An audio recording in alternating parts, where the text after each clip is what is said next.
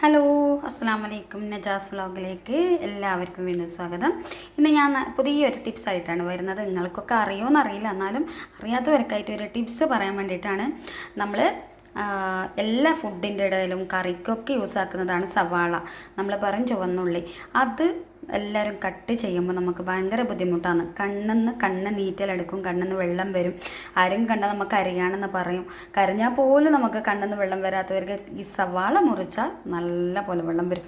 അപ്പോൾ അതിന് വേണ്ടിയിട്ട് ഒരു ടിപ്സാണ്. നമ്മൾ കട്ട് ചെയ്തിട്ട് ഒരു സവാള നമ്മൾ സവാള നമുക്ക് ബിരിയാണിയൊക്കെ വെക്കുന്നുണ്ടെങ്കിൽ ബിരിയാണി അല്ലെങ്കിൽ സാലഡ് അല്ലെങ്കിൽ ഉള്ളിവടയൊക്കെ ആക്കുമ്പോൾ നമുക്ക് ഒരുപാട് സവാള വേണം.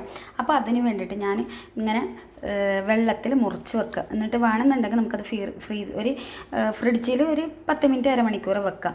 അപ്പോൾ നല്ല പോലെ നമുക്കത് കട്ട് ചെയ്യാൻ വേണ്ടിയിട്ട് കട്ട് ചെയ്യുമ്പോൾ ഉള്ളി കട്ട് ചെയ്യുമ്പോഴേക്കൊന്നും ഒരു ബുദ്ധിമുട്ടുണ്ടാവില്ല. നമുക്ക് ഈസി ആയിട്ട് ഉള്ളി പെട്ടെന്ന് സവാള നമുക്ക് കട്ട് ചെയ്തിട്ട് നമുക്ക് ഫുഡ് ഉണ്ടാക്കാൻ പറ്റും.